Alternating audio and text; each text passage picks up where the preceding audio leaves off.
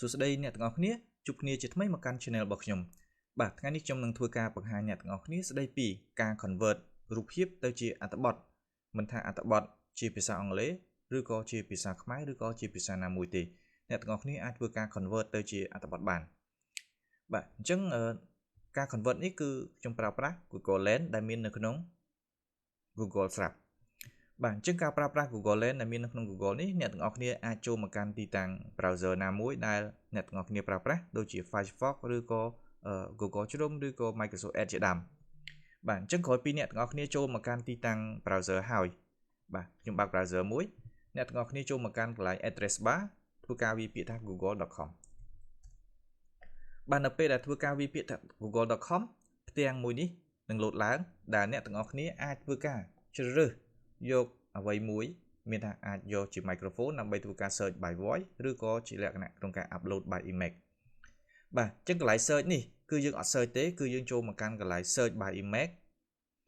ដោយងាយស្រួលក្នុងការ copy អត្ថបទនោះបាទនៅពេលដែលចូលមកកាន់ទីតាំង search by image នោះអ្នកទាំងអស់គ្នាឃើញមានទាំងមួយនេះដែលបញ្ជាក់ថា drag an image here or upload អញ្ចឹងមានថាអាចទាញយករូបភាពយកមកដាក់នៅទីតាំងកន្លែងនេះឬក៏យើងធ្វើការ upload file មានថា upload ជាលក្ខណៈរូបភាពណាមួយឬក៏ file ណាមួយ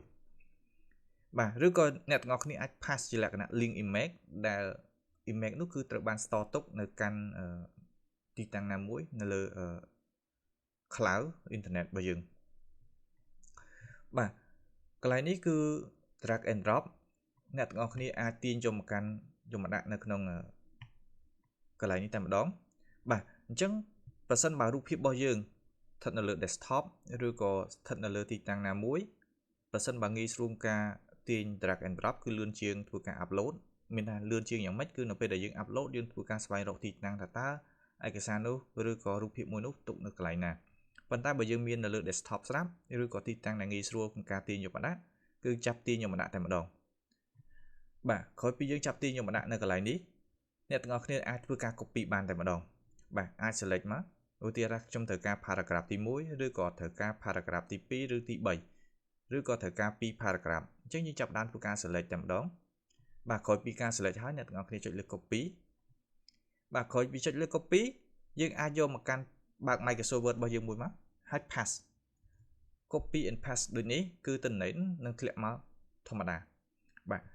អញ្ចឹងយើងអាចមានលក្ខណៈងាយស្រួលក្នុងការកែតម្រូវដោយកន្លែងនេះអាចជាលក្ខណៈអក្សរអង់គ្លេសឬក៏ផ្សេងៗអ្នកទាំងអស់គ្នាគ្រាន់តែបដូរ font មកឧទាហរណ៍អ្នកទាំងអស់គ្នាបដូរទៅ font ណាមួយវានឹងធ្វើការចាប់យកហើយ font ខ្មែរឬក៏ជាភាសាអង់គ្លេសបាទយើងអាចប្រើប្រាស់លក្ខណៈ justify ដូចជាអត្ថបទរបស់គេដូចគ្នាដែរដោយធ្វើការកែតម្រូវតិចតួចបំផុតបាទហើយអត្ថបទនោះគឺមិនខុសអក្ខរាវិរុទ្ធនោះទេដែលមានលក្ខណៈមានថាពេញលេញអាចយកទៅប្រើប្រាស់បាន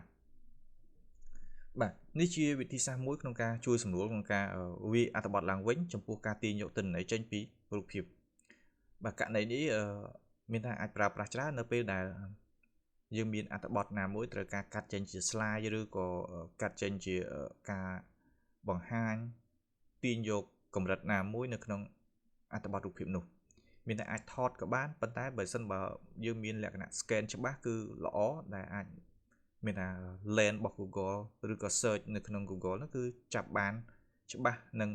មើលអក្ខរាវិរុទ្ធត្រឹមត្រូវ